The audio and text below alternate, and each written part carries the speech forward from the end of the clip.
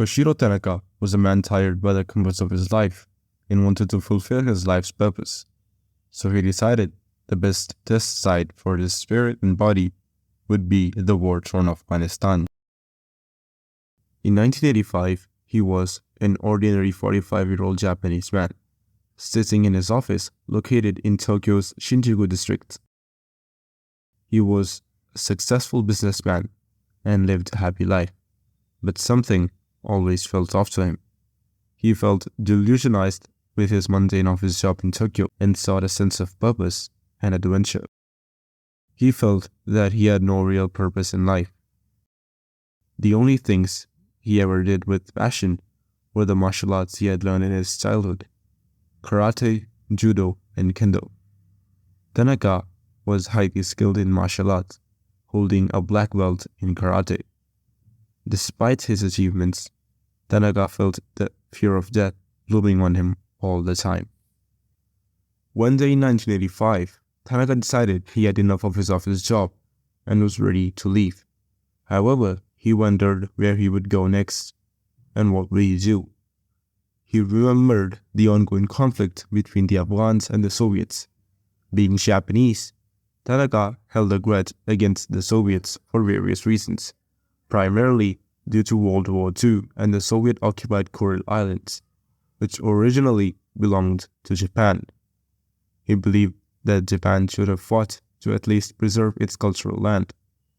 By the 1980s, he saw the growing Soviet presence as an existential threat to his country.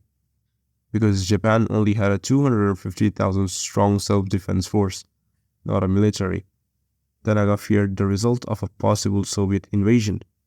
Tanaka believed he had sufficient martial arts training and discipline and saw Afghanistan as a suitable testing ground for his skills. Tanaka, due to these reasons, decides that after leaving his office, he would be going to Afghanistan to help the Afghan mujahideen to fight the Soviets. Everyone around him ridicules his idea. They think that Tanaka had gone mad. Who would leave a well-suited office job to go to a battlefield where there is no guarantee of life?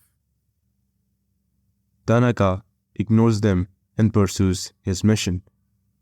As he prepared to depart to Afghanistan, his wife Takiko stood beside him and showed support but wanted him to stay.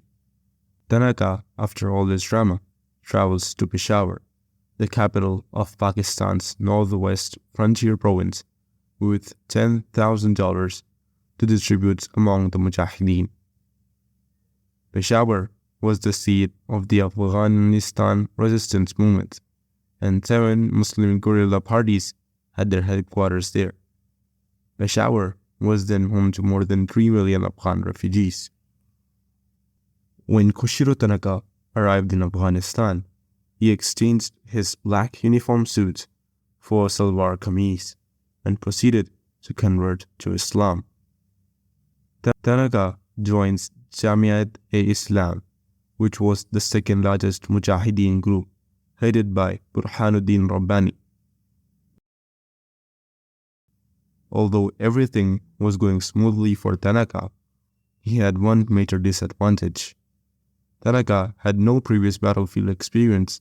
After all, he was just another Japanese office worker. He had to face serious problems in the battlefield, such as getting seriously wounded, not having enough resources, and contracting serious diseases like malaria. But this didn't stop him. He had an unbreakable spirit. He went on to teach the mujahideen hand-to-hand combat and basics of some forms of martial arts. In February 1985, he took part in a battle against the Soviet and Afghan armies. This made many news outlets around the world to report this on the so-called Afghan Samurai.